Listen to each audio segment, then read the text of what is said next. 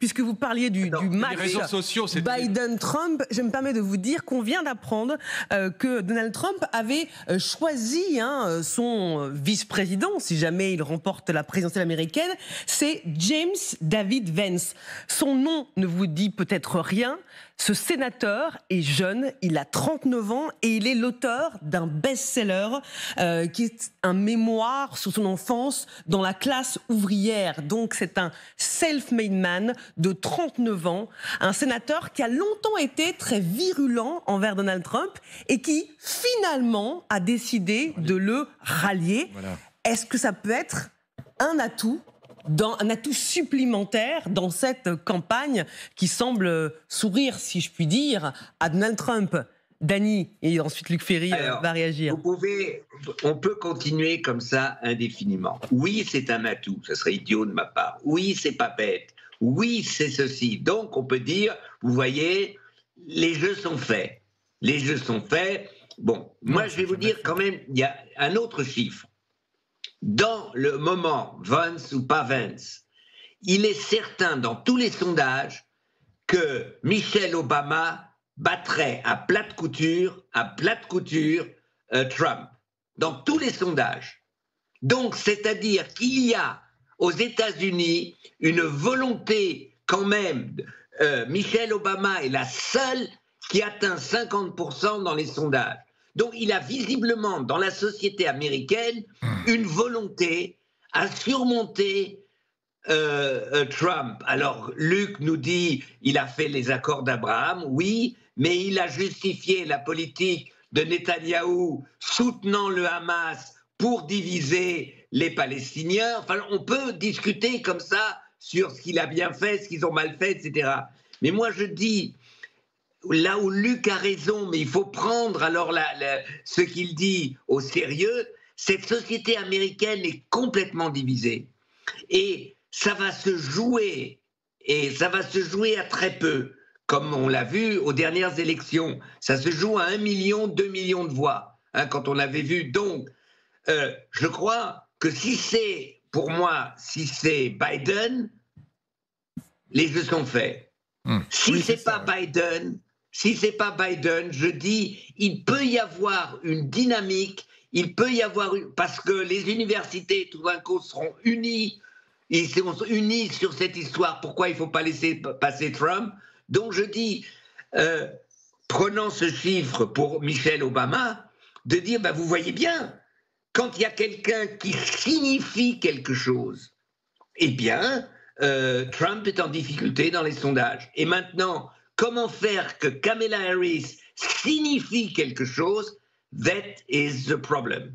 Yes. Et ça dépend exactement, de la mise en scène au début août. Pour faire passer Kamala Harris, il faut une mise en scène. Il faut demander, je ne sais pas quel metteur en scène, George Lucas ou je ne sais pas quoi, de mettre en scène ce moment qui peut être le coach du Parti démocrate pour contrebalancer ce qui est arrivé à Trump. What do you think? Il faut avoir de l'imagination. Luc. Ah là, j'aime bien Dany quand il invente des scénarios qui sont pas totalement implausibles, c'est vrai. Mais et d'ailleurs, pour aller dans le sens de Dany, moi j'ai des amis aux États-Unis qui sont républicains et qui détestent Trump. Voilà. Simplement, les démocrates ont couvert depuis les années 80 la vague du politiquement correct qui a failli détruire les universités et qui a rendu un certain nombre de gens de bon sens, qui ne sont pas des fanatiques pro-Trump, mais complètement fous de rage. Voilà. Parce que cette espèce de wokisme, ce féminisme délirant, parce qu'il y a des féminismes intelligents, on en a en France, mais là-bas, c'est devenu complètement délirant. Bon, le féminisme, le wokisme, la diversité, enfin, cette haine d'Israël. Enfin, vous avez vu aussi toutes les photos des otages israéliens du Hamas arrachés dans les universités américaines. Bon, tout ça, voilà, ça suscite une atmosphère de haine qui fait que Dany dit, voilà, Trump, c'est l'abomination de la désolation, il dit des horreurs, etc. Je dis pas que c'est faux, moi je suis consterné. Bon, mais les démocrates américains sont responsables aussi de folies qui sont aussi exaspérantes et aussi cinglées que notamment, je pense à l'affaire d'Israël, que de l'autre côté. Donc on a affaire quand même à deux partis qui sont complètement barjots, excusez-moi. Il n'y a pas de gens raisonnables aux États-Unis. Voilà, il y a des cinglés des deux côtés. D'un côté, il y a le politiquement correct wokiste complètement débile, et puis de l'autre côté, on a un pervers narcissique qui raconte n'importe quoi sur le climat ou sur ce qu'il veut, parce qu'il est le maître des fake news et du storytelling, comme on dit en bon français. Oui, mais Luc, et donc, moi, je trouve qu'ils sont détestables tous les deux, tu vois, je suis désolé. Oui. En plus, il y en a un qui est gâteux. Non, mais ça d'un côté, d'un autre côté, il peut, enfin, je radote maintenant, mais il peut y avoir une mise en scène où Kamala Harris arrive à incarner la rationalité. Et que je crois que là, il y a 45 à 50% des électrices et des électeurs qui vont aller voter, ça dépendra de la mobilisation, qui veulent plus de rationalité, qui ne veulent plus cette haine, qui ne veulent plus ce genre de débat, parce que ça déchire leur société. Ils le savent, ils l'ont vu et ils l'ont ressenti. Tout le problème, c'est de savoir, est-ce que les démocrates, d'abord, peuvent débrancher, non, c'est un mauvais mot, peuvent faire comprendre à Joe Biden que it's over, old man, it's over. Voilà. Et deuxièmement, mettre en scène et propulser quelque chose qui réponde à la situation que décrit Luc. Voilà, c'est ça mon pari.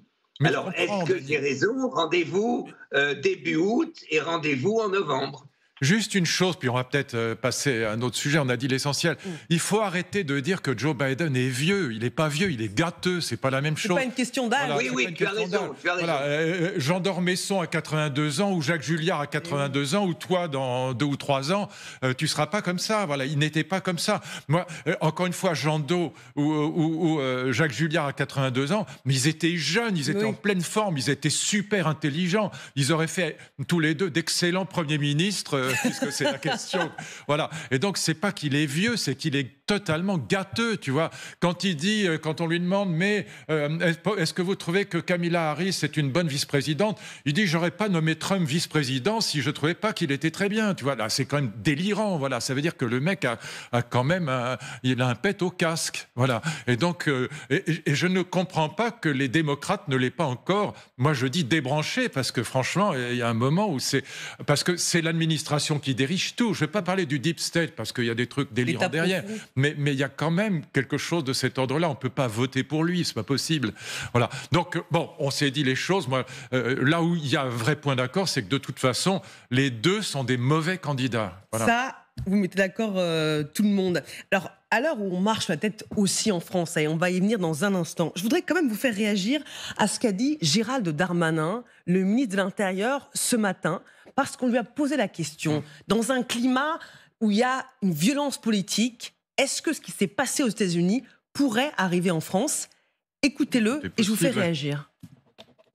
Il y a chez nous l'islamisme radical qui peut commettre ce genre d'attentats, d'actions extrêmement violentes, y compris contre des personnages politiques. Mais aussi, il y a des gens d'ultra-gauche et d'ultra-droite qui peuvent être chauffés à blanc pour des raisons politiques et qui, effectivement, pourraient interpréter des messages extrêmement violents sur les réseaux sociaux, dans la vie politique, à l'Assemblée nationale, vous avez raison de le dire, pour passer à l'acte. C'est sûr que quand on appelle à marcher sur Matignon, quand on appelle à la violence politique, c'est jamais quelque chose qui contribue à refroidir la violence tout court. Est-ce que vous partagez une telle analyse? Non. Non, enfin tout est possible, on peut toujours tout imaginer, mais non, il y a une très très grande différence, c'est que la violence verbale conduit à la violence physique et quand elle est vraiment exacerbée. Quand j'ai passé la grecque de philo, il y avait un sujet qui me tétanisait, c'était d'angoisse, je voulais pas le prendre, c'était le mot chien mortil. Ça veut dire quoi en fait? Quand on comprend, ça veut dire est-ce que les mots peuvent blesser, est-ce que les mots peuvent mordre? Si je traite quelqu'un de sale chien, est-ce que c'est comme si je le mordais, comme si j'étais moi-même un chien? Bon, et c'est vrai qu'au qu'aux États-Unis, les mots mordent beaucoup, beaucoup plus qu'en France. Et donc, je pense qu'il y a quand même un passage. D'ailleurs, c'est pas la première fois. On a évoqué Kennedy, Reagan, etc. en 80. Bon, c'est pas la première fois que ça arrive. Et donc, je pense qu'il y a une violence verbale qui conduit à la violence physique parce que les mots peuvent mordre. Et puis, il y a aussi le fait que moi, j'ai eu l'occasion d'utiliser une fois aux États-Unis le même fusil qui a servi. Mais c'est un truc de dingue. C'est un machin. On s'amusait à tirer à 200 mètres sur des petites assiettes comme ça, on les fait exploser. Il y a un petit trépied, une lunette. Bon, ça n'existe pas. C'est très difficile de se procurer ça en France. Bon. Donc il y a aussi cette folie des armes à feu. D'ailleurs, Trump est pour. Hein. Donc là aussi, il est victime de lui-même, si je puis dire. Mais il y a cette folie des armes à feu qui n'existe absolument pas en France. Donc encore une fois, tout est possible, mais les deux situations sont vraiment très très peu comparables. L'affaire du général de Gaulle, du petit Clamart, c'est vraiment dans une période de guerre. C'est pas la même chose. Voilà.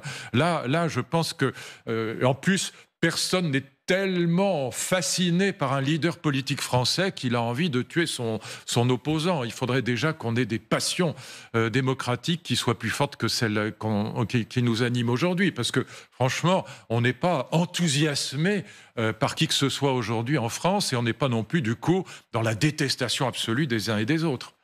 Dany ? Oui, moi, je crois que, je ne veux pas dire irresponsable, mais je le pense un peu, du ministre de l'Intérieur. On ne peut pas jouer avec ce genre de choses. D'abord, Luc l'a dit, est-ce qu'il y a 25 millions de ces carabines en France? Enfin, disons qu'on a moins, est-ce qu'il y en a 10? Est-ce qu'il y en a 5 millions? Non. Oui, parce qu'en France, il y a eu des crimes horribles. Un couteau, mais alors avec un couteau, atteindre un candidat... là, moi, je veux qu'on me le démontre. Donc, il y a eu des choses qui sont arrivées. Mais le problème de l'islamisme aujourd'hui, c'est de la violence contre n'importe qui, un prof. C'est une autre dimension. Je dis qu'il n'y a pas de problème en France, je ne dis pas ça. Je dis simplement... ce qui est il y a une histoire aux États-Unis. C'est pas seulement Kennedy, c'est son frère qui a été assassiné. Là, il y avait une histoire de mafia derrière. C'est pas simplement l'assassinat de Robert Kennedy, c'est son frère qui a été assassiné. Donc il y a toute une tradition aux États-Unis qui n'existe pas de la même manière en France. Donc, si on veut dire que oui, il y a des dangers en France, dont acte, oui, il peut y avoir des attentats, il peut y avoir, j'en sais rien, pendant les Jeux Olympiques. Regardez, les Allemands, ils ont eu peur pendant les championnats, l'Euro 2024, là, qui vient. Ils ont eu peur parce que vous savez, hein, c'était des stades dans les villes différentes, des dizaines de milliers de supporters, et n'importe qui peut... Bon, eh bien, il n'y a rien eu. Les services secrets allemands étaient inquiets, étaient tous, mais voilà, ça a été très bien maîtrisé. Donc je dis, les chances qu'il ne se passe rien de tel pendant les Jeux Olympiques sont plus grandes qu'il peut se passer. Ça ne veut pas dire qu'il ne peut pas se passer quelque chose. Mais je veux dire, Darmanin ne doit pas faire de la politique à la petite semaine devant ce genre de problème et comparer ce qui vient de se passer aux États-Unis.